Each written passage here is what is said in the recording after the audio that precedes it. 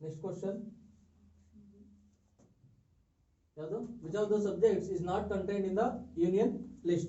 State list, union list. Now, munche nodide 7th schedule alli.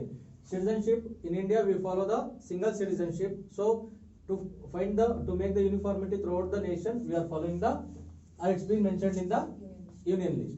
When it comes to the fisheries, ಆ ಸಂಬಂಧಪಟ್ಟಿರುವಂತದ್ದು ಅಲ್ಲಿ ಆ ಜಾಗದಲ್ಲಿ ಆ ಒಂದು ರಾಜ್ಯಕ್ಕೆ ಆರ್ಥಿಕ ಬೆಳವಣಿಗೆಗೆ ಬೇಕಾಗಿರುವಂತದ್ದು.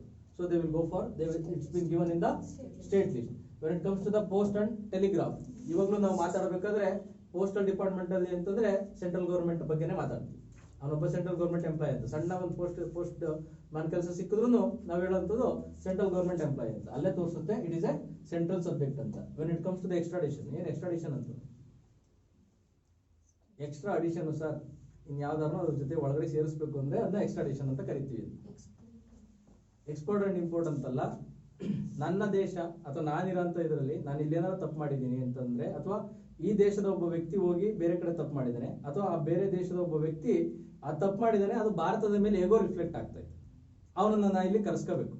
ನಾನು ಅವನನ್ನ ಇಲ್ಲಿ ಕರೆಸ್ಕೋಬೇಕು ಅಂತಂದ್ರೆ ನನ್ನ ದೇಶದ ಜೊತೆಗೆ ಭಾರತ ಮತ್ತೆ US ಅಥವಾ ಯಾವ್ದಾದ್ರು ದೇಶದಲ್ಲಿ ಏನ್ ತಪ್ಪಾಗಿರುತ್ತಲ್ಲ ಅವೆರಡರ ಮಧ್ಯೆ ಸಂಬಂಧ ಇರಬೇಕು. ನಾನು ಇಲ್ಲಿ ಏನಾದ್ರು ತಪ್ಪು ಮಾಡಿರೋನ ನಿನಗೆ ಕಳಿಸ್ಕೊಡ್ತೀನಿ, ನನ್ನ ದೇಶದ ಮೇಲೆ ಅವನೇನಾದ್ರು ಪಿತೂರು ನಡೆಸ್ತವನೆ ಅಂತ ನೀನು ಅವನನ್ನ ಇಲ್ಲಿ ಕಳಿಸ್ಕೊಡ್ಬೇಕು ಅಂತ. ಈಗ ವಿಜಯ್ ಮಲ್ಯ ಅವರು ಎಲ್ಲಿದ್ದಾರೆ, ನೀರವ್ ಮೋದಿ ಅವರು ಎಲ್ಲಿದ್ದಾರೆ, ಲಲಿತ್ ಮೋದಿ ಅವರೆಲ್ಲ ಎಲ್ಲಿದಾರಲ್ಲ, ಅವರನ್ನೆಲ್ಲ ನಾನು UK ಇಂದ ನಾನು ವಾಪಸ್ ಕಳಿಸ್ಕೋಬೇಕು ಅಂತಂದ್ರೆ I should have the close bonding or the extradition laws with the UK government. ಅವಾಗ ಅಷ್ಟೇ ಅವ್ರು ಇಲ್ಲಿ ಬರೋಂಥದ್ದು.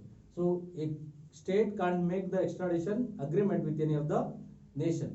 ಯಾವುದೇ ಒಂದು ದೇಶದ ಜೊತೆಗೆ ಒಂದು ಪರ್ಟಿಕ್ಯುಲರ್ ರಾಜ್ಯ ಮಾಡ್ಕೊಳಕ್ ಸಾಧ್ಯ ಇಲ್ಲ. ಕರ್ನಾಟಕ, ತಮಿಳುನಾಡು ಇವ್ರು ಮಾಡ್ಕೊಳಂಗಿಲ್ಲ, ಕೇಂದ್ರ ಸರ್ಕಾರವೇ ಅವ್ರ ಜೊತೆ ಮಾಡ್ಕೋಬೇಕು. That is what we call extradition agreement. ಅದು ಎಲ್ಲಿ ಬರುತ್ತೆ ಅಂತಂದ್ರೆ it is in the union list.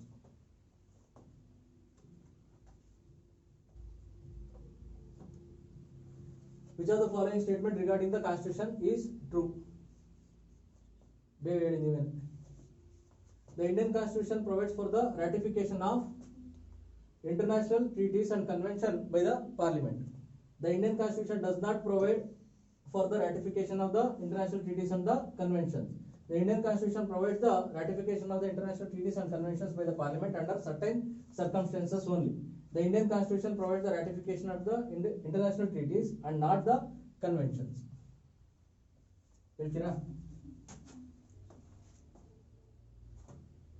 Treaties ಅಂದ್ರೂ ಒಂದೇ, ಅಗ್ರಿಮೆಂಟ್ ಅಂತಂದ್ರೂ ಒಂದೇನೆ, ಅಂತ ದೊಡ್ಡ ಡಿಫ್ರೆನ್ಸ್ ಎಲ್ಲ ಏನಿಲ್ಲ. ಇಂಟರ್ನ್ಯಾಷನಲ್ ಟ್ರೀಟೀಸ್, ಕನ್ವೆನ್ಷನ್ಸ್ ಅವೆಲ್ಲ, pact, international pact, bilateral pact ಇವೆಲ್ಲ ಒಂದೇ ಅರ್ಥಕ್ಕಿನೇ ಬರುತ್ತೆ, ಅಂತಹ ದೊಡ್ಡ ಇದೇನಿಲ್ಲ. So each and every convention, agreement, treaty should be ratified by the parliament. ಸರಿನಾ? ಪಾರ್ಲಿಮೆಂಟ್ಗೆ ಅಧಿಕಾರ ಇದೆ. ನಮ್ಮ ದೇಶದಲ್ಲಿ ಅವರೇ ತಾನೇ ಸರ್ವಾಧಿಕಾರ ಇರೋಂಥದ್ದು. ಹಾಗಾಗಿ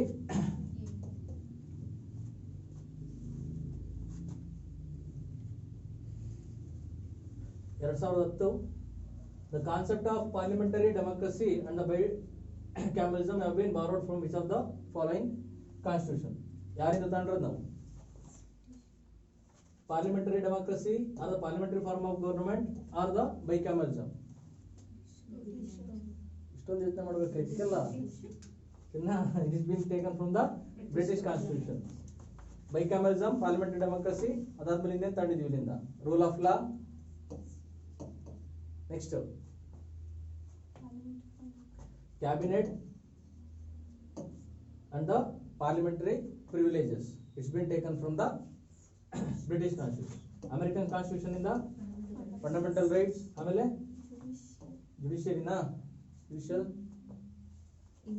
impeachment of the president, then removal of the judges of the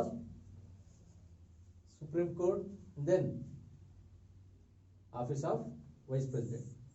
na similar to office of vice president. Next, when it comes to the Irish Constitution, DPSP. French Constitution, duties. You have taken it from Russia. Concurrent list is being taken from Australia.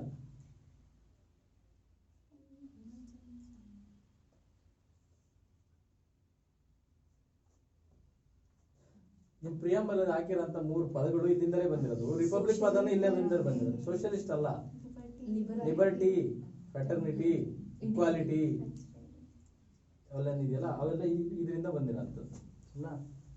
Republic ಅನ್ನೋ ಪದನು ಇಲ್ಲಿಂದಲೇ ತಾಂಡೋದು.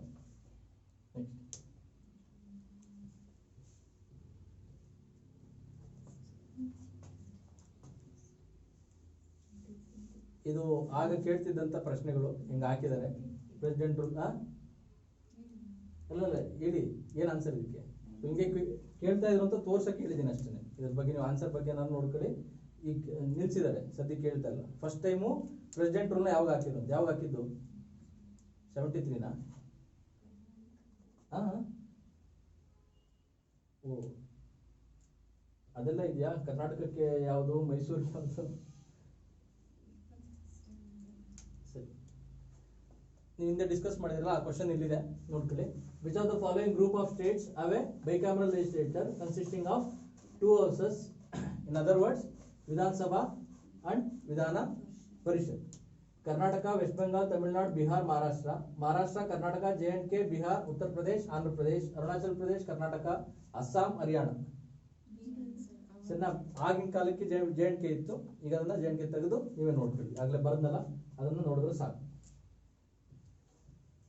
Rajya by passing a resolution supported by 2/3 majority under the Article 312 can create Central Secretariat Service or can create central services, can create All India services and even abolish an existing All India service, create state service on the request by a state. Option C. Sarna, to create or abolish any of the All India services, first we have to get the resolution passed by the Rajya Sabha. Sarna,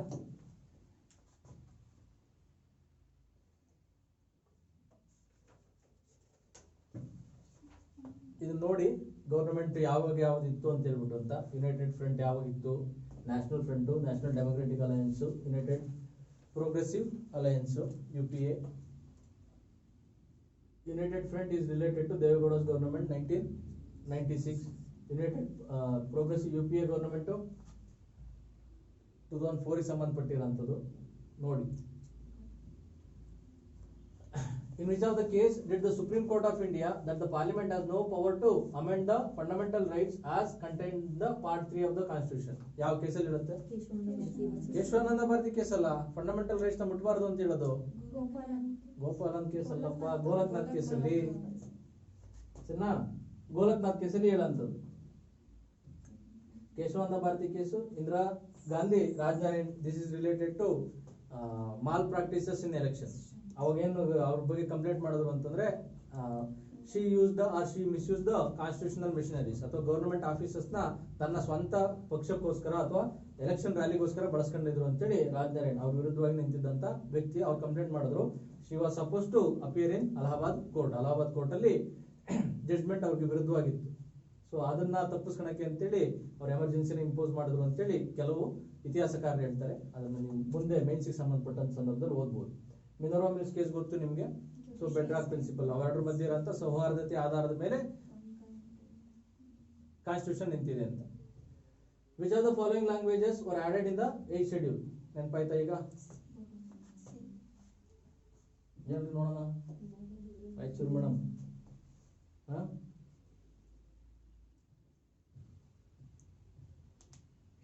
The President of India can withhold his assent to a bill passed by the both houses of the Parliament under which article of the Indian Constitution?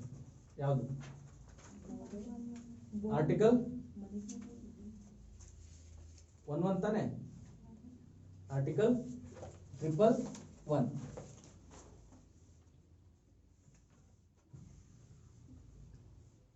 Article 200 is related to ಯಾವುದು? ಈಗಿನ ಹೇಳಿದ್ನಲ್ರಿ, reservation of certain kinds of bill by the governor for the consideration of president ತಾನೆ? 200-201. ಆ bill ಯಾವ್ಯಾವ ಇರ್ತವೆ ಅಂತಂದ್ರೆ, they are related to ಹೈಕೋರ್ಟ್ಗೆ ಸಂಬಂಧಪಟ್ಟಿರೋದಾದ್ರೆ ಕಂಪಲ್ಸರಿ ಮಾಡಿಸ್ಲೇಬೇಕು. Whether if it is against the DPSP ಅದನ್ನು ಸಹ consider it will be kept for the consideration of the president, ಅಲ್ಲಿ ವಾಪಸ್ ಕಳಿಸ್ಕೊಡ್ತಾರೆ. If it is against the security of India, if it is against the interest of India or the larger interest of the public, ಇವಿಷ್ಟು ಅಂಶಗಳಿದ್ದಂತ bill ಅನ್ನ governor ಅಲ್ಲಿ ಕಳಿಸ್ಕೊಡ್ತಾರೆ. These are all things covered under article 200 and 201. Article 111 is related to veto power of the president. Next article 100 ಯಾವ್ದಕ್ಕೆ ಸಂಬಂಧಪಟ್ಟಿರೋದು ಹೇಳ್ತೀರಾ?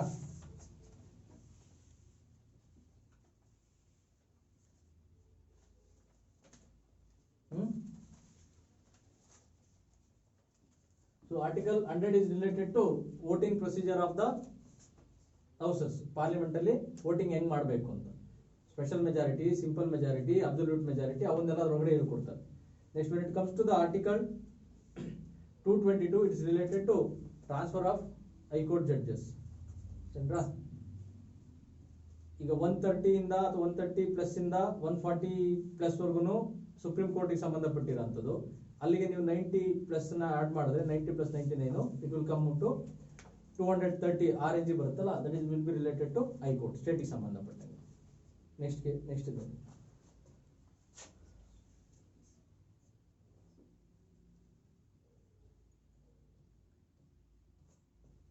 the vice president can be removed from the office.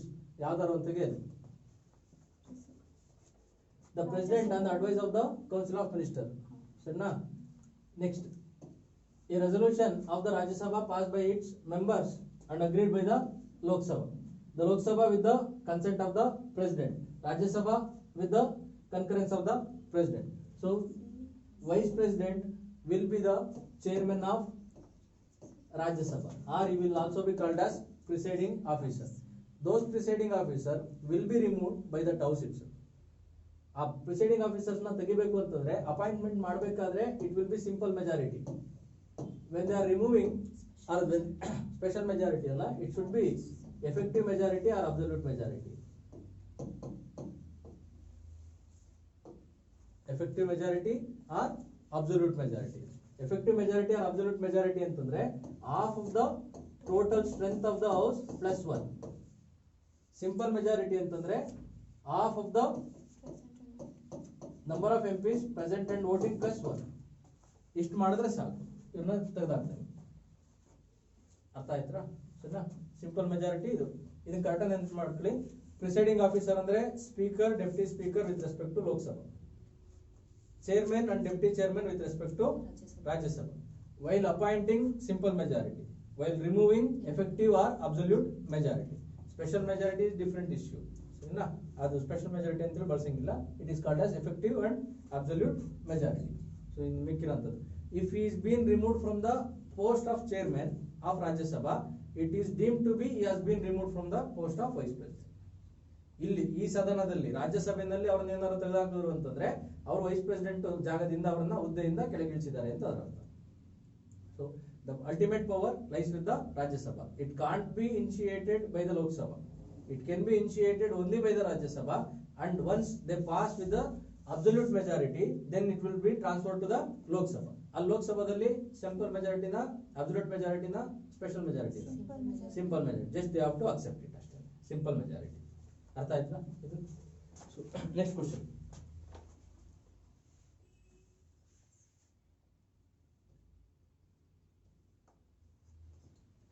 Which of the following constitutional amendments prescribe the strength of the Council of Ministers in the Union as well as the states to 15% of the total number of seats in the Lok Sabha and concerned Vidhan Sabha respectively?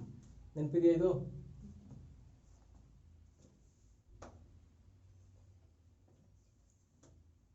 ಹೇಳ್ತೀರಾ?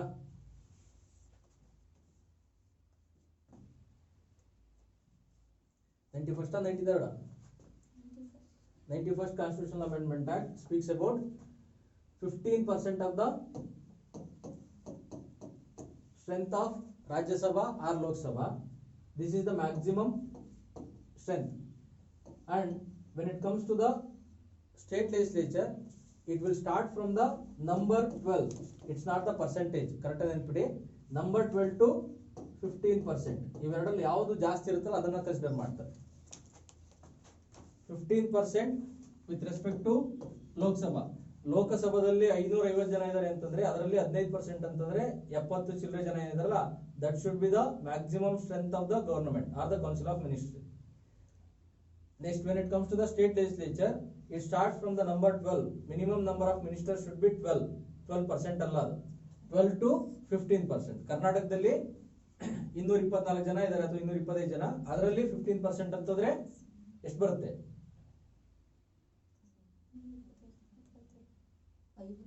50 ಬರುತ್ತೆ, 50ರಿಂದ ಬಂದ್ಬಿಡುತ್ತೆ. 15% ಅಷ್ಟೇನೆ. ಅಲ್ಲಿ 22.5 ಜನ ಅಂದ್ರೆ 23 ಜನ, 23 ಜನದಲ್ಲಿ ಅರ್ಧ ಜನ ಅಂತಂದ್ರೆ 11.5 ಅಥವಾ ಅದಕ್ಕೆ ನೀವು ಲೆಕ್ಕ ಹಾಕಿದ್ರೆ ಒಟ್ಟಾರೆಯಾಗಿ 33ರಿಂದ 34 ಜನ ಅಷ್ಟೇ ಮಿನಿಸ್ಟರ್ಗಳು ಇರಕ್ ಸಾಧ್ಯ. ಅದಕ್ಕೋಸ್ಕರನೇ ಅವರು ಅಷ್ಟು ಆ ರೀತಿಯಾಗಿ ಗಲೀಜಾಗಿ ಕಿತ್ತಾಡ್ತಾ ಇರೋದು, ನನಗೆ ಮಿನಿಸ್ಟ್ರಿಗಿರಿ ಬೇಕು, ನನಗೆ ಮಿನಿಸ್ಟ್ರಿಗಿರಿ ಬೇಕು ಅಂತ. ಬಟ್ ಇರಂತ ಇದು ಕೆಟ್ಟ ಸಮಸ್ಯೆ ಏನಂತಂದ್ರೆ, under the constitution it's been finalised or it's been freeze that maximum strength should be 15%. 89th amendment is related to ಯಾವುದು ಸಂಬಂಧಪಟ್ಟಿರೋದು ಅಂದ್ರೆ bifurcation of the national commission for scheduled caste and scheduled tribes. ಮುಂಚೆ ಎರಡು ಒಟ್ಟಿಗೆ ಇದ್ದು ಅದನ್ನ bifurcate ಮಾಡ್ತಾರೆ. So both are constitutional bodies, but now they are earlier they are working together, now they have been bifurcated. Then the 90th amendment is related to reservation of the Bodos. ಆ Bodo land ಅಲ್ಲಿ ಆ ಭಾಗದಲ್ಲಿದ್ದಂತ ಜನರಿಗೆ ಅಲ್ಲಿ ಒಂದು ಇದರಲ್ಲಿ state legislative ಅಸೆಂಬ್ಲಿನಲ್ಲಿ ಅವರಿಗೆ representation.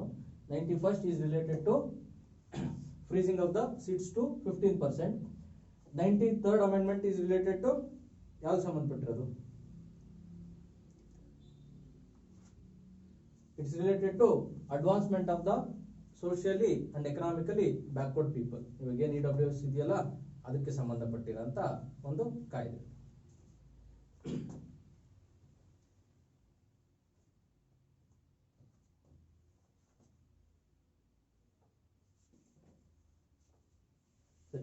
The official business in the parliament under the article 120 of the constitution is to be transacted in ಹೇಳ್ತೀರಾ?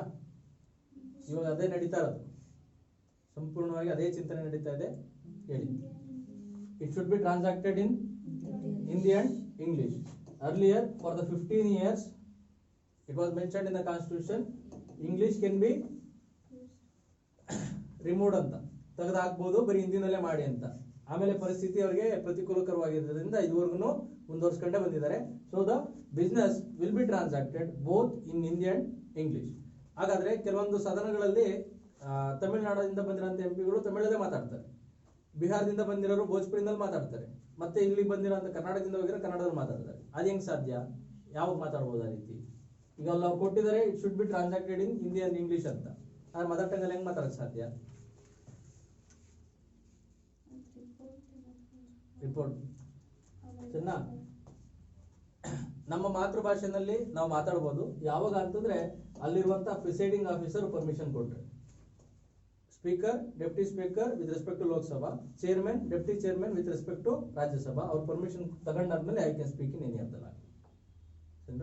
But business records ಏನಾಗುತ್ತೆ, ಮಾತುಕತೆ ಏನ್ ನಡೆಯುತ್ತೆ, ಕಮ್ಯುನಿಕೇಶನ್ ಯಾವ ರೀತಿಯಾಗಿ ನಡೆಯುತ್ತೆ ಒಂದು ಸೆಕ್ಷನ್ ಇಂದ ಇನ್ನೊಂದು ಸೆಕ್ಷನ್ಗೆ, that will be transacted both Hindi and English. But 15 years ವರೆಗೂ ಇತ್ತು, ಆದ್ರೂ ಸಹ ಇವಾಗ್ಲೂ ಮುಂದುವರ್ಸ್ಕೊಂಡು ಬಂದಿದ್ದಾರೆ. Next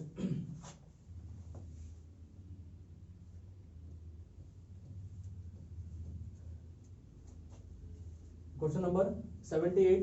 The Women Reservation Bill providing for the 33% reservation for the women in Lok Sabha and state assemblies was introduced during the period of Devegowda, that is United Front 1996.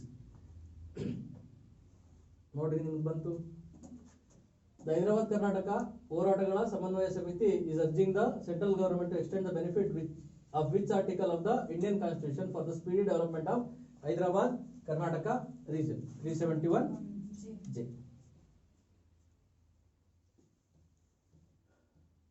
Next one. The highest legal officer of the government of India is yaru? Attorney General. Attorney General is the highest legal officer. Andre is a lawyer of government. When it comes to the state government, ಇಲ್ಲಿ ಯಾರು ಇರ್ತಾರೆ? Advocate general. ಇವ್ರನ್ನ ಯಾರು appoint ಮಾಡ್ತಾರೆ? Advocate general ನ governor will appoint the advocate general based on the recommendations of that particular government. ಈಗ ಹಿಂದೆ H D Kumaraswamy ಅವರ ಗವರ್ಮೆಂಟ್ ಇತ್ತು, ಅವ್ರು ಯಾರನ್ನ ಹೇಳಿದ್ರಲ್ಲ ಅವ್ರನ್ನ ಅಡ್ವೊಕೇಟ್ ಜನರಲ್ ಆಗಿ ಇಟ್ಕೊಂಡಿದ್ರು. ಅದಾದ ನಂತರ ಯಡಿಯೂರಪ್ಪನವ್ರು ಇದಕ್ಕೆ ಬಂದ್ರು ಅಧಿಕಾರಕ್ಕೆ. ಆ ಯಡಿಯೂರಪ್ಪನವ್ರು ಯಾರನ್ನ ಹೇಳ್ತಾರಲ್ಲ ಅವ್ರನ್ನ ಅಡ್ವೊಕೇಟ್ ಜನರಲ್ ಮಾಡ್ತಾರೆ. So they will be appointed by the governor based on the recommendations of the CM who heads the council of ministry at the state level. ಇದಾಯ್ತಾ? He will be removed by the president ಅಲ್ಲ. When it comes to the advocate general, he will be removed by the governor. When it comes to the attorney general, he will be removed by the president. When it comes, I am speaking about advocate general. So ನೀವೆರಡನ್ನ ನೀವು ನೋಡ್ತೀವಿ. ಸರಿನಾ? He is the highest legal officer in the state, in the nation. ಇವರು attorney general. ಇವ್ರ ಕೆಲಸ ಏನಿರುತ್ತೆ ಅಂತಂದ್ರೆ, ಭಾರತ ಸರ್ಕಾರ ಯಾವ್ದಾದ್ರು ಕೇಸಲ್ಲಿ ಅಥವಾ ಯಾವ್ದಾದ್ರು ಒಂದು ಚಿಂತನೆ ನಡೆಸ್ತಾ ಇದೆ ಅಥವಾ ಯಾವ್ದಕ್ಕಾರ ಹೋಗಿ ಸುಪ್ರೀಂ ಕೋರ್ಟ್ ಅಥವಾ ಹೈಕೋರ್ಟ್ ಅಲ್ಲಿ ಭಾರತ ಸರ್ಕಾರದ ಪರವಾಗಿ ಇವರು ಹೋಗಿ ವಾದ ಮಾಡ್ತಾರೆ. Is going to represent India or the state government, Indian government in the particular high court or supreme court. When it comes to the advocate general, ಕರ್ನಾಟಕದ ಪರವಾಗಿ ಇವರು ಸುಪ್ರೀಂ ಕೋರ್ಟ್ ಅಥವಾ ಹೈಕೋರ್ಟ್ ಹೋಗಿ ವಾದವನ್ನು ಮಾಡ್ತಾರೆ. ಸೊ ಇವರು ಕರ್ನಾಟಕ ರಾಜ್ಯಕ್ಕೆ ಲಾಯರು, ಇವರು ರಾಷ್ಟ್ರಕ್ಕೆ lawyer. That is what we call legal officer. ಇವ್ರಿಗೆ ಇನ್ನೊಂದು ಕೆಲವೊಂದು ಸ್ಪೆಷಲ್ ಪವರ್ಸ್ ನ ಕೊಟ್ಟಿದ್ದಾರೆ. ಆ ಪವರ್ಸ್ ಯಾವ್ದು ಅಂತ ಹೇಳ್ತೀರಾ? ಇದು UPSC ನಲ್ಲಿ ಕೇಳಿರೋಂಥದ್ದು, ಇಲ್ಲೂ ಸಹ ಕೇಳಬಹುದು. ಪ್ರೈವೇಟ್ ಮಾಡಬಹುದು. ಅಂದ್ರೆ ಈ ಕ್ಯಾನ್ ಬೀಯಿಂಗ್ ಅಟಾರ್ನಿ ಜನರಲ್, ಈ can work as A lawyer also. ಹೊರಗಡೆ ಬಂದು ಯಾವ್ದಾರ ಕೇಸ್ ಇದೆ, ಅವ್ರು ಫ್ರೀ ಆಗಿದ್ದಾರೆ, ಫ್ರೀ ಟೈಮ್ ಅಲ್ಲಿ ಭಾನುವಾರ ಶನಿವಾರ ರಜೆ ಇದೆ ಅಂತಂದ್ರೆ, ಕೋರ್ಟ್ ಏನಾದ್ರು ನಡೀತಾ ಇದೆ ವಿಡಿಯೋ ಕಾನ್ಫರೆನ್ಸ್ ಅಂತಂದ್ರೆ, ಇವರು ಒಬ್ಬ ವ್ಯಕ್ತಿಯ ಪರವಾಗಿ ವಾದವನ್ನು ಸಹ ಮಾಡಬಹುದು. This post is not considered as a permanent post under government of India. You can practice privately also. ಅದಲ್ಲದೆ ಬೇರೆ ಪವರ್ಸ್ ಇದೆ. Can you attend the meetings of? Can sit in the. ಸರಿನಾ? ಮೀಟಿಂಗ್ಸ್ ಕೂತ್ಕೋಬೋಗ್ತಾನೆ. ಕೂತ್ಕೊಂಡು can you vote? ಅವ್ರು vote ಮಾಡಂಗಿಲ್ಲ. ಕೂತು suggestion ನ ಕೊಡಬಹುದು, ಕೂತು ಮಾತನಾಡಬಹುದು. He can attend any of the sittings in either Lok Sabha or Rajya Sabha, but he can't vote. ಸರಿನಾ? ಅಲಾಂಗ್ ವಿತ್ ದ ಮಿನಿಸ್ಟರು ಸಹ ಅವ್ರು ರಾಜ್ಯಸಭಾದಿಂದ ಮೆಂಬರ್ ಆಗಿದ್ದು ಮಿನಿಸ್ಟರ್ ಆಗಿದ್ರೆ ಲೋಕಸಭಾದ ಒಂದು ಮೀಟಿಂಗ್ ನಲ್ಲೂ ಸಹ ಕುತ್ಕೋಬಹುದು. But he can't vote in the Lok Sabha. In the same manner he can't vote in any of the sessions. ಅದಾದ್ಮೇಲೆ can be member of the committee. ಯಾವ್ದಾರ ಕಮಿಟಿಗೆ ಅವ್ರ ಮೆಂಬರ್ನ ಮಾಡ್ಬೋದಾ? ಮಾಡ್ಬೋದು. He can be made member of committee. Voting power ಇಲ್ಲ, you can sit in the meeting and you can be member of the meeting. ಈಗ attorney general ಬಗ್ಗೆ ಕೊಟ್ಟಿರೋಂಥ ಸ್ಟೇಟ್ಮೆಂಟ್ ಇದೆಯಲ್ಲ, ಲಕ್ಷ್ಮೀಕಾಂತ್ ಬುಕ್ ಅಲ್ಲಿ ಕೊನೆ ಪ್ಯಾರಾದಲ್ಲಿ ನೀವು ನೀಟಾಗಿ ಕೊಟ್ಟಿದ್ದಾರೆ. ಅಥವಾ ಮೊದಲನೇ ಪುಟದ ಕೊನೆ ಪ್ಯಾರಾದಲ್ಲಿ ಒಂದು 4-5 ಲೈನ್ ಒಂದು ಪ್ಯಾರಾಗ್ರಾಫ್ ಇದೆ. ಆ ಪ್ಯಾರಾಗ್ರಾಫ್ ಅಲ್ಲಿ ಪೂರ್ತಿ ಈ ಡೀಟೇಲ್ಸ್ ಎಲ್ಲ ಕೊಟ್ಟಿದ್ದಾರೆ. ನೋಡಿ, ಅರ್ಥ ಆಯ್ತಾ? ಇದು solicitor general is the assistant of attorney general. ಸರಿನಾ? ಇವರು ಎಲ್ಲಿ ಹೋಗಕ್ಕಾಗೋದಿಲ್ವೋ ಆ ಕೆಲಸನ ಇವ್ರು ಮಾಡ್ತಾರೆ.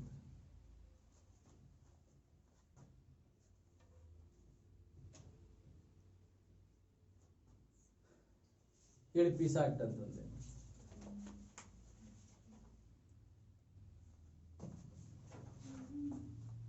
ಹೇಳಿ madam.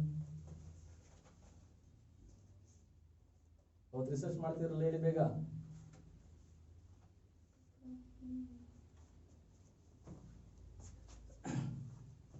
Seventy-third 74th amendment act ಬಂತು, ಪಂಚಾಯತ್ ಬಂತು. ಆದ್ರೆ ಕೆಲವೊಂದು ಶೆಡ್ಯೂಲ್ಡ್ ಏರಿಯಾಸ್ ಇತ್ತು. ಆ ಶೆಡ್ಯೂಲ್ಡ್ ಏರಿಯಾಸ್ಗೆ ನಾವು ಏಕಾಏಕಿ ನಮ್ಮಲ್ಲಿರುವಂಥ ಪಂಚಾಯತ್, ಗ್ರಾಮ ಪಂಚಾಯತಿ, ತಾಲೂಕ್ ಪಂಚಾಯತ್ನ ತಗೊಂಡೋಗಿ ಇಡೋಕ್ಕಾಗಲ್ಲ. ಯಾಕೆಂತಂದ್ರೆ their custom is different, their way of living is different. ಮತ್ತೆ ಅವ್ರಿಗೆ ಇದ್ದಂತಹ ಡೆವಲಪ್ಮೆಂಟ್ ಇಶ್ಯೂಗೆ ಬಂದ್ರೆ ಎಕನಾಮಿಕ್ ಡೆವಲಪ್ಮೆಂಟು ಕಡಿಮೆ ಇದೆ. ಅಲ್ಲಿಗೆ ಏಕಾಏಕಿ ಇವನ್ನ ತಗೊಂಡೋಗಕ್ಕಾಗೋದಿಲ್ಲ. ಅದಕ್ಕೆ this PESA is nothing but extension panchayats extension to scheduled areas. ಸರಿನಾ? 1996 ಅಲ್ಲಿ ಇದು ಪೀಸ್ ಆಕ್ಟ್ ಅಂತಂದ್ರೆ ಪಂಚಾಯತಿಗಳನ್ನ ಎಕ್ಸ್ಟೆಂಡ್ ಮಾಡಬೇಕು. ಎಲ್ಲಿಗೆ ಎಕ್ಸ್ಟೆಂಡ್ ಮಾಡಬೇಕು? ಶೆಡ್ಯೂಲ್ಡ್ ಏರಿಯಾಸ್ಗೆ. ಯಾಕೆ ಎಕ್ಸ್ಟೆಂಡ್ ಇಲ್ಲಿಗೆ ಸಪರೇಟ್ ಆಕ್ಟ್ ಬೇಕಾಯ್ತು? 73rd 74th ಅಮೆಂಡ್ಮೆಂಟ್ ಆಕ್ಟ್ ಅಲ್ಲಿ ನಾವು ಇವನ್ನ ಕವರ್ ಮಾಡಿಲ್ಲ, ಇಲ್ಲಿ ಪಂಚಾಯತ್ನ ಕೊಟ್ಟಿಲ್ಲ. ಅದಕ್ಕೋಸ್ಕರ ಯಾಕೆ ಇದನ್ನ ಸಪರೇಟ್ ಆಗಿ ಮಾಡ್ತಾ ಇದಾರೆ ಅಂತಂದ್ರೆ, because they alienation with respect to the present world. ಇವತ್ತೇನಿದೆಯಲ್ಲ ನಾವು ನೋಡ್ತಿದೀವಲ್ಲ, ನಾವು ನೋಡಿರೋಂಥ ಜಗತ್ತಿಗೂ ಅವ್ರ ಜಗತ್ತಿಗೂ ಸ್ವಲ್ಪ ಭಿನ್ನತೆ ಇದೆ. ನಾವು ಏಕಾಏಕಿ ನಮ್ಮ ಒಂದು ಬದಲಾವಣೆನ ಅಲ್ಲಿಗೆ ತಗೊಂಡೋಗಿ ಹಾಕೋದಕ್ಕೆ ಯಾವುದೇ ಕಾರಣಕ್ಕೂ ಸಾಧ್ಯ ಇಲ್ಲ. ಸೊ ಹಾಗಾಗಿ ಅಂಡರ್ ದ ಪೀಸಾ ಆಕ್ಟ್ ಗ್ರಾಮ ಸಭಾ ಹ್ಯಾಸ್ ಗಿವನ್ ಸ್ಪೆಷಲ್ ಪವರ್ಸ್. ಸರಿನಾ? ಈ ಸ್ಪೆಷಲ್ ಪವರ್ಸ್ ನ ಕೊಟ್ಟಿದ್ದಾರೆ. ಏನ್ ಸ್ಪೆಷಲ್ ಪವರ್ಸ್ ನ ಕೊಟ್ಟಿದ್ದಾರೆ ಅಂತಂದ್ರೆ ಹೇಳ್ತೀರಾ, with respect to land it is to protect the alienation of the land. ಅಲ್ಲಿರುವಂತಹ ಶೆಡ್ಯೂಲ್ಡ್ ಟ್ರೈಬ್ಸ್ ಏನಿದ್ದಾರೆ ಆ ಜನದಲ್ಲಿ ಆ ಭಾಗದಲ್ಲಿರುವಂತಹ ಜನರು ತಮ್ಮ ಭೂಮಿ ಏನಿದೆ ಒಡೆತನ ಇದೆಯಲ್ಲ ಅದರಿಂದ ಅವ್ರು ಯಾವುದೇ ಕಾರಣಕ್ಕೂ ದೂರ ಹೋಗಂಗಿಲ್ಲ, ಯಾಕೆಂದ್ರೆ ಅವ್ರಿಗೆ ಇರೋದು ಅದೊಂದೇ ರಿಸೋರ್ಸ್. ಸೊ ಅವರ ಒಂದು ರೈಟ್ಸ್ ಏನಿದೆಯಲ್ಲ ಅದನ್ನ ಪ್ರೊಟೆಕ್ಟ್ ಮಾಡುವಂತಹ ಕೆಲಸ ಗ್ರಾಮ ಸಭೆಗಿರುತ್ತೆ. So to protect them from the alienation of the land, ಅದನ್ನ ಮಾರ್ಕೊಂಡು ಅಥವಾ ಅದನ್ನ ಬಿಟ್ಟು ಬೇರೆ ಕಡೆಗೆ ಹೋಗೋದಕ್ಕಿಂತ ಮುಂಚೆ ಅವ್ರಿಗೆ ಹೋಗದಂಗೆ ನೋಡ್ಕೊಳ್ಳೋ ಜವಾಬ್ದಾರಿ ಈ ಗ್ರಾಮ ಸಭೆ. ಗ್ರಾಮ ಸಭಾ ಅಂದ್ರೆ ಗೊತ್ತಾಗುತ್ತಲ್ವ, ಒಂದು ಕಾನ್ಸ್ಟಿಟ್ಯೂನ್ಸಿ ಅಥವಾ ಗ್ರಾಮ ಪಂಚಾಯತಿನಲ್ಲಿ ಇರುವಂತಹ 18 ವರ್ಷಕ್ಕಿಂತ ಹೆಚ್ಚಿನ ವಯಸ್ಸಿನ ಮತದಾರರು ಯಾರಿದಾರಲ್ಲ ಅವರೆಲ್ಲರೂ ಸಹ ಅದರ ಮೆಂಬರ್. ಇದು next when it comes to the money lending, ಅವ್ರಿಗೆ ಯಾರಾದ್ರೂ ದುಡ್ಡು ಕೊಡ್ತಾ ಇದಾರೆ ಅಥವಾ ದುಡ್ಡನ್ನ ಕೊಟ್ಟು ಅವ್ರನ್ನ ಎಕ್ಸ್ಪ್ಲಾಯ್ಟ್ ಮಾಡ್ತಾ ಇದಾರೆ ಬಡ್ಡಿಗೆ ಅಂತಂದ್ರೆ ಅದನ್ನ ಕಂಟ್ರೋಲ್ ಮಾಡೋ ಅಂತ ಕೆಪಾಸಿಟಿನೇ ಇವ್ರಿಗಿದೆ. ಆ ಭಾಗದಲ್ಲಿ ಇರೋಂತಹ ಜನರು ಸ್ವಲ್ಪ ವಿದ್ಯಾವಂತರು ಇರೋದಿಲ್ಲ, ಅವ್ರನ್ನ ಬೇಕಾದ್ರೆ ಈಸಿಯಾಗಿ ಎಕ್ಸ್ಪ್ಲಾಯ್ಟ್ ಮಾಡಬಹುದು. ಅದಕ್ಕೆ to protect them from the exploitation this money lending will also be covered. ಇದನ್ನು ಸಹ ಪೀಸ ಹೇಳುತ್ತೆ ಯಾವ್ದ್ರಲ್ಲಿ, it will be the power given to the gram sabha. ಸರಿನಾ? ಅದಾದ್ಮೇಲೆ ನೆಕ್ಸ್ಟ್ ಹೇಳ್ತೀರಿ ಇನ್ನೇನಿದೆ ಅಂತ.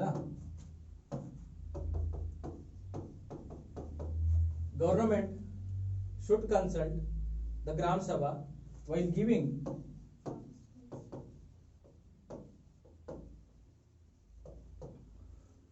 exploitation of the minor minerals. Correct again NPD, this is minor mineral, not the major mineral, not the all the mineral. ಸರಿನಾ? ಎಲ್ಲಾ ಖನಿಜ ಸಂಪತ್ತು ಅಂತ ಹೇಳೋದಿಲ್ಲ, ಅವ್ರು ಹೇಳೋಂಥದ್ದು ಮೈನರ್ ಮಿನರಲ್ಸ್ ಅಂತ. ಅವ್ರೇನಾದ್ರೂ ಬರೀ ಮಿನರಲ್ಸ್ ಅಂತ ಬರೆದ್ರು ತಪ್ಪು, ಆಲ್ ಮಿನರಲ್ಸ್ ಅಂತ ಬರೆದ್ರು ತಪ್ಪು. ಆ ಸ್ಟೇಟ್ಮೆಂಟ್ ಕರೆಕ್ಟ್ ಆಗಿ ನೋಡ್ಕೋಬೇಕು. Only minor minerals. ಇದನ್ನ ಮಾಡೋದಕ್ಕಿಂತ ಮುಂಚೆ ಗ್ರಾಮ ಸಭಾ ಹತ್ರ ಡಿಸ್ಕಸ್ ಮಾಡಬೇಕು. Prior recommendation of the gram sabha is required for the allocation of the minor minerals for the exploitation. Then ಯಾವುದೇ ಒಂದು ಪ್ರಾಜೆಕ್ಟ್ ಆಗಬೇಕು ಅಂತಂದ್ರೆ, ಒಂದು ಕೆನಾಲ್ ಇರಲಿ, ಒಂದು ಡ್ಯಾಮ್ ಇರಲಿ, ಅಥವಾ ಬೇರೆ ಯಾವ್ದಾದ್ರು ರೋಡ್ ಕನ್ಸ್ಟ್ರಕ್ಷನ್ ಇರಲಿ, ಆ ಭಾಗದಲ್ಲಿ government should consult the gram ಸಭಾ once. So these are all the powers given to the Grama Sabha under PISA Act. ಈ PISA Act is applicable to the scheduled areas. scheduled ಏರಿಯಾದಲ್ಲಿ ಪಂಚಾಯತಿಗೆ ಅಲ್ಲಿಗೆ ತಗೊಂಡು ಹೋಗ್ಬೇಕು. ಅದರಲ್ಲಿ ಆ ಪಂಚಾಯತಿನಲ್ಲಿ ಮುಖ್ಯವಾದಂತಹ ಅಂಗ ಗ್ರಾಮ ಸಭಾ. ನಮಗೆ ಗೊತ್ತು ಗ್ರಾಮ ಸಭಾ in India is closely related to direct democracy. It represents the direct democracy. This Grama Sabha has given the special power. ನಮ್ಮಲ್ಲೂ ಗ್ರಾಮ ಸಭಾ ಇದೆ. ನಾವೇನ್ ಮಾಡ್ತೀವಿ ಅಂದ್ರೆ we are going to discuss only projects, programs ಮತ್ತೆ ಆಡಿಟಿಂಗ್ ಮಾಡಕ್ಕಷ್ಟೇ ನಮಗೆ ಅಧಿಕಾರ ಇರೋದು ಇಲ್ಲಿರುವಂತಹ ಗ್ರಾಮ ಸಭೆಗಳಿಗೆ. ಆದ್ರೆ ಈ ಭಾಗದಲ್ಲಿ ಇರುವಂತಹ ಗ್ರಾಮ ಸಭೆಗಳಿಗೆ ದೀಸ್ ಪವರ್ಸ್ ಆಗಿದೆ. ಲ್ಯಾಂಡ್ ಏಲಿಯನೇಷನ್ ನ ತಪ್ಪಿಸಬಹುದು, ಮನಿ ಲೆಂಡಿಂಗ್ ನ ಕಂಟ್ರೋಲ್ ಮಾಡಬಹುದು, ಅಂಡ್ ಗವರ್ನಮೆಂಟ್ ಮೈನರ್ ಮಿನರಲ್ಸ್ ಬಗ್ಗೆ ಇರೋಂಥದ್ದು, ಪ್ರಾಜೆಕ್ಟ್ ಬಗ್ಗೆ ಇರೋಂಥದ್ದು, ಮತ್ತೆ ಲಾಯಲ್ಟಿ ಶೇರ್ ಏನಾಗಬೇಕಲ್ಲ ಅದನ್ನು ಸಹ ಇದು ಚೆಕ್ ಮಾಡ್ಕೊಂತ. ಇಷ್ಟು ಪವರ್ಸ್ ಈ ಗ್ರಾಮ ಸಭೆಗೆ ಕೊಟ್ಟಿದ್ದಾರೆ. ಇಲ್ಲಿ ಈ ಹೌ ಮೆನಿ ಸ್ಟೇಟ್ಸ್ ಅಂತ ಇದೆಯಲ್ಲ ಇದು ಚೇಂಜ್ ಆಗಿದೆ, ಅದನ್ನ ಕರೆಕ್ಟ್ ಆಗಿ ನೋಡ್ಕೊಳ್ಳಿ. ನಾವು ಇಟ್ಸ್ ಎಷ್ಟು ಸ್ಟೇಟ್ಸ್ ಅಲ್ಲಿ ಇದೆ ಹೇಳ್ತೀರಾ? 10 ಸ್ಟೇಟ್ಸ್ ಅಲ್ಲಿ ಕಾಣಿಸುತ್ತೆ. Next question, 86th amendment of the Indian Constitution is related to ಹೇಳಿ ಬೇಗ.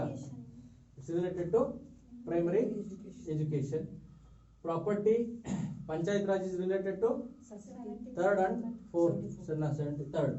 ನೆಕ್ಸ್ಟ್ ಪ್ರಾಪರ್ಟಿ ಯಾವಾಗ ತೆಗೆದಾಕಿದ್ ನಾವು 44 ತಾನೆ?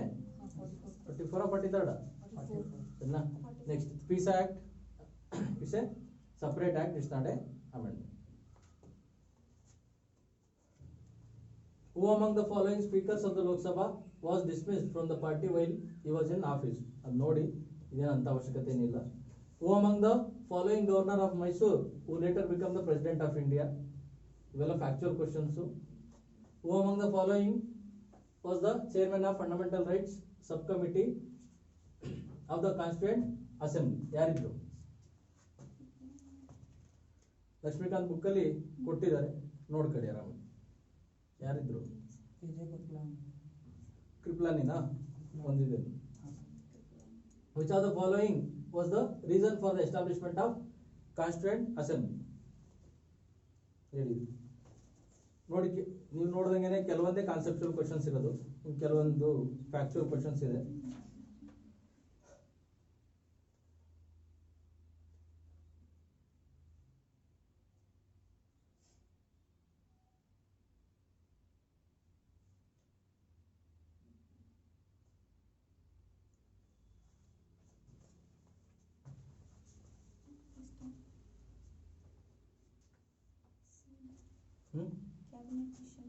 ಸಿನಾ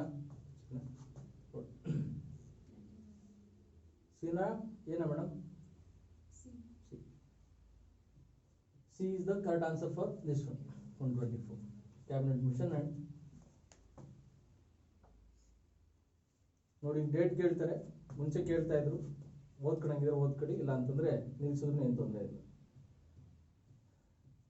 ನೋಡಿ, which among the following is not a part of political right in India?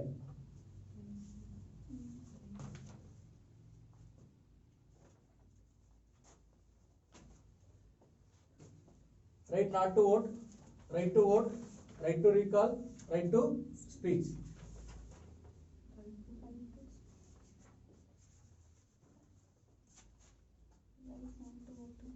Right not to vote. ನೀವು ಎಷ್ಟು ಸರಿ ಎಲೆಕ್ಷನ್ ಎಷ್ಟು ಸರಿ ವೋಟ್ ಮಾಡಿದಿರಿ? ಒಂದ್ಸಲ. ಯಾರು ಸುಮಲತಕ್ಕಂಗೆ ಹಾಕಿದ್ದೀರಾ ತಾನೆ? ಆಯ್ತಾ? ನೀವೇನಾರು ವೋಟ್ ಮಾಡಲಿಲ್ಲ ಅಂದ್ರೆ ಸುಮಲತಕ್ಕರ್ ಬಂದು ನಿಮ್ಮ ನೇರ ಕೇಳ್ತಿದ್ರಾ? ಇಲ್ಲ ತಾನೆ? ನೀವು ಸುಮಲತಕ್ಕಂಗೆ ಏನೋ ಹಾಕಿರೋದು? ಹಾಕಿಲ್ವಾ? ಸರಿನಾ? Whether to vote or not to vote, it's your discretionary power. ನನಗೆ ಪವರ್ ಕೊಟ್ಟಿದ್ದಾರೆ ಅಷ್ಟೇ, ಕಾನ್ಸ್ಟಿಟ್ಯೂಷನ್ ಮತ್ತೆ ಗವರ್ನಮೆಂಟ್ ಅಂಡರ್ ದ ಲಾ. ಅದನ್ನ ನಾನು ಬಳಸ್ಕೊಳ್ಳೋದು ಬಿಡೋದು ನನಗೆ ಬಿಟ್ಟಿದ್ದು. So it's a political right. ಅದಾದ್ಮೇಲೆ right to recall, right to speech. It's been given in the constitution. I can raise my voice against the government, I can raise my voice against the exploitation, I can raise my voice against anything, or I can put forward my views also. ನನ್ನ ಒಂದು ಅಭಿಪ್ರಾಯ, ಆಸೆ ಆಕಾಂಕ್ಷೆ ಇದಾವಲ್ಲ, ಅದನ್ನು ನಾನು ಆಚೆ ಹಾಕ್ಬೋದು. It is also political right. When it comes to the right to vote, it's a constitutional right. And then right to not to vote, ಅದು ನನಗೆ ಸಂಬಂಧಪಟ್ಟಿರೋಂಥದ್ದು. ನಾನು ಹಾಕಿದ್ರೆ ಹಾಕ್ತೀನಿ, ಇಲ್ಲಾಂದ್ರೆ ಇಲ್ಲ ಅಂತ. When it comes to the right to recall, it's not given in the India. Right to recall ಅಂದ್ರೆ ನೆನಪಿದ್ಯಾ? ರಿಕಾಲ್ ಅಂತಂದ್ರೆ ಯಾರಾದ್ರೂ ಒಬ್ಬ MP ಅಥವಾ MLA ಅಥವಾ ಮಿನಿಸ್ಟರ್ ಸರಿಯಾಗಿ ಕೆಲಸ ಮಾಡ್ತಾ ಇಲ್ಲ, ಅಥವಾ ಗವರ್ಮೆಂಟ್ ಎಂಪ್ಲಾಯಿ ಸರಿಯಾಗಿ ಕೆಲಸ ಮಾಡ್ತಾ ಇಲ್ಲ ಅಂತಂದ್ರೆ the people over there have the power to recall him. ಬಾ, ನೀನ್ ಕೆಲಸ ಮಾಡಕ್ ಆಗ್ತಾ ಇಲ್ಲ, ವಾಪಸ್ ಬಂದ್ಬಿಡು ಅಂತ. In Switzerland or in the European countries this power is there with the people. ಇಲ್ಲಿ ಅಂದ್ರೆ ಪಾಪ್ಯುಲೇಷನ್ ಕಡಿಮೆ ಇರೋದು. ಈಗ ನಮ್ಮಲ್ಲಾದ್ರೆ ಹಂಗೇನಾರ ಪವರ್ ನ ಕೊಟ್ವಿ ಅಂತಂದ್ರೆ ಈ ಒಂದು ಗುಂಪು ಇವತ್ತು ಕೇಳುತ್ತೆ, ಇನ್ನೊಂದು ಗುಂಪು ನಾಳೆ ಕೇಳುತ್ತೆ. So we can't do that process for here. ಅದಕ್ಕೆ ನಾವು ಹಿಂದೆ ನೋಡಿದ್ವಲ್ಲ ಗ್ರಾಮ ಸಭಾ ಅನ್ನೋದು, ಈ ತರ ನಮ್ಗೆ ಡೆಮೋಕ್ರಸಿನಲ್ಲಿ ಎರಡು ತರದಿದೆ. ಒಂದು ಡೈರೆಕ್ಟ್ ಡೆಮೋಕ್ರಸಿ, ಇನ್ನೊಂದು indirect democracy. It is a part of direct democracy where people will directly formulate the policies, where people will actively participate in the policy formulation directly. ಅದನ್ನ ಡೈರೆಕ್ಟ್ ಡೆಮೋಕ್ರಸಿ ಅಂತೀವಿ. ನೀವು ಲಕ್ಷ್ಮೀಕಾಂತ್ ಬುಕ್ ಅಲ್ಲಿ ನೀವು ನೋಡಿದ್ರೆ referendum ಅಂತ ಇದೆ, ಪ್ಲೆಬಿಸೈಟ್ ಅಂತ ಇದೆ, ನೆನಪಿದೆಯಾ ಇವೆಲ್ಲ? Plebiscite, referendum and right to recall, ಇವೆಲ್ಲದನ್ನು. ಮತ್ತೆ right to initiate the formulate the policies, that they are the part of direct democracy. In India we can't, or as of now we doesn't have right to recall. We have the right to vote, right to not to vote, and right to speech, but right to recall is not there in India. Sandra, plebiscite referendum ಗೆ ಸಂಬಂಧಪಟ್ಟಂಗೆ ನೋಡಿ, ನಮ್ಮ ಹತ್ರ ಇಲ್ಲ ಇದು. ನೆನಪಿದೆಯಾ referendum ಪ್ಲೆಬಿಸೈಟ್ ಎಲ್ಲದನ್ನು? If they want to make any changes in the policies, they will go for the referendum. ಸಣ್ಣ ಪಬ್ಲಿಕ್ ಒಪಿನಿಯನ್ ನ ಜನರೇಟ್ ಮಾಡಿ ಇದು ಮಾಡ್ತಾರೆ. When it comes to plebiscite, binding ಅಂದ್ರೆ ಇಲ್ಲಿ ಏನಂತಂದ್ರೆ, ಇದು plebiscite usually most of the time it will be made like with the bigger issues, like whether to be with this country or to move out of the country. ಈ ಜಾಗವನ್ನು ಬಿಟ್ಟು, ಈಗ ನಾವು ಕಾಶ್ಮೀರ್ನ ತಗೊಂಡ್ರೆ ಪ್ಲೆಬಿಸೈಟ್ ಮಾಡಬೇಕು ಇಲ್ವ ಅಂತ ಹೇಳ್ಬಿಟ್ಟು ಕೇಳ್ತಾರೆ. ಅಲ್ಲಿ ನಾವು ರೆಫರೆಂಡಮ್ ಅನ್ನೋದನ್ನ ಇದು ಮಾಡ್ಕೊಳ್ಳೋದಿಲ್ಲ. ಇದು this is only public opinion, it is not binding on the government. ಅದನ್ನ ತಗೋಬೇಕು ಬಿಡಬೇಕು ಅನ್ನೋದು. When it comes to the plebiscite and binding ಅನ್ನೋದಕ್ಕಿಂತ ಗವರ್ನಮೆಂಟ್ ಅದನ್ನ ನಿರ್ಧಾರ ಮಾಡಬೇಕು ಅಂತಲೇ ಆ ಒಂದು ಕಾರ್ಯಕ್ಕೆ ಕೈ ಹಾಕಿದೆ ಅಂತ. ಸರಿನಾ? That is what we call plebiscite. ಇಷ್ಟು ನೀವು ನೋಡಿ, ಇದು ನಿಮ್ಗೆ ನೆನ್ಪಿಡ್ಬೇಕಾದ್ರೆ ಇಷ್ಟೇ. Referendum, plebiscite, right to recall with direct democracy. ಇಂಡಿಯಾದಲ್ಲಿ ಅವಿನ್ನೂ ಕರೆಕ್ಟಾಗಿ ಇಂಪ್ಲಿಮೆಂಟ್ ಆಗಿಲ್ಲ. ಒಂದು ಹಂತಕ್ಕೆ ಸ್ವಲ್ಪ ಮಟ್ಟದಲ್ಲಿ ಸ್ವಲ್ಪನೇ ಬರ್ತಾ ಇದೆ, ಐದರ್ with gram sabha or with something else. Indirect democracy ನಮ್ಮ ಹತ್ರ ಇರೋದು. In this indirect democracy we have right to vote, right to not to vote, and right to speech. Next ಇರುತ್ತೆ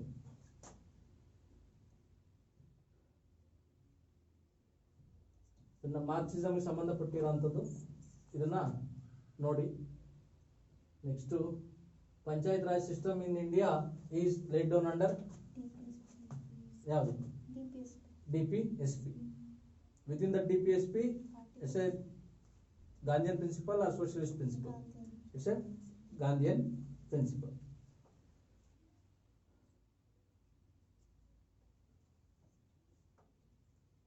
Election Commission of India conducts the election for Panchayat Raj system. Statement sarina tappa?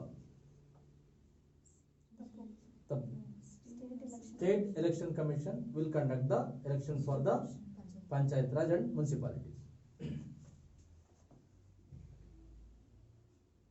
Next to the National Planning Commission is Raga ಬರ್ತಾ ಇದ್ದು, now it has been abolished. It's a advisory body. Over the period of time it took the special powers and now it's been abolished and we are having only Niti Ayog. ಇದಿಷ್ಟು ಎಷ್ಟು ಸಾಧ್ಯ ಆಗುತ್ತೆ ಅಷ್ಟು simple ಆಗಿ ಓದ್ಕೊಳ್ಳಿ, ಯಾವ ಭಾರನೂ ಹಾಕೋಂಗಿಲ್ಲ. ನೀವು ಮೇಲಿಂದ ಕೆಳಗಡೆವರೆಗೂ ಬಂದಿರೋಂಥ ಕ್ವಶನ್ ಕರೆಕ್ಟಾಗಿ ನೀವು ನೋಡಿದ್ರೆ ಪಾರ್ಲಿಮೆಂಟ್ ಚಾಪ್ಟ್ರು, ಪ್ರೆಸಿಡೆಂಟು, ಗವರ್ನರು ಮತ್ತು ಸ್ಟೇಟ್ ಲೆಜಿಸ್ಲೇಚರ್ ಇವಿಷ್ಟನ್ನ ಕರೆಕ್ಟಾಗಿ ನೀವು ಓದಿದ್ರೆ ಎಲ್ಲ ಇಲ್ಲಿರೋಂಥ ಪ್ರಶ್ನೆಗಳನ್ನು ಮಾಡ್ಬೋದು. ಮತ್ತು ಕೆಲವೇ ಕಾನ್ಸ್ಟಿಟ್ಯೂಷನಲ್ ಬಾಡಿ ಬಗ್ಗೆ ಅವರು ತಲೆ ಕೆಡಿಸ್ಕೊಳ್ತಾ ಇರೋದು. ಎಷ್ಟು ಸಾಧ್ಯ ಆಗುತ್ತೆ ಅಷ್ಟು ಸಿಂಪಲ್ ಆಗಿ ಓದಿ. ಆಮೇಲೆ ಮುಖ್ಯವಾದಂಥ ವಿಚಾರ, ಈಗ ನೀವು ರಿವೈಸ್ ಮಾಡಬೇಕಾದ್ರೆ ಕರೆಂಟ್ ಅಫೇರ್ಸು, ಎಕನಾಮಿಕ್ ಸರ್ವೆ ಮತ್ತು ನೀವೇನಾದ್ರು ಹಿಂದೆ ಓದಿರೋದು ಹೊಸ ಅಂಶಗಳನ್ನ ಯಾವುದು ಮುಟ್ಟಕ್ಕೆ ಹೋಗ್ಬೇಡಿ. ನಾಳೆ ಬೆಳಗ್ಗೆ 11 ಗಂಟೆಗೆ Vilas sir will engage geography, economics and environment. ಇದರಲ್ಲಿರುವಂಥ ಒಂದು 100 ಪ್ರಶ್ನೆಗಳು, ಇಂಪಾರ್ಟೆಂಟ್ ಪ್ರಶ್ನೆಗಳನ್ನು ನಿಮಗೆ ಪೂರ್ತಿಯಾಗಿ ಕನ್ನಡ ಇದಕ್ಕೇನು KPSCಗೆ ಏನು ಬೇಕಲ್ಲ ಅದನ್ನ ಒಂದು 2 to 3 ಅವರ್ಸಲ್ಲಿ ಡಿಸ್ಕಸ್ ಮಾಡ್ಕೊಡ್ತಾರೆ. Thank you.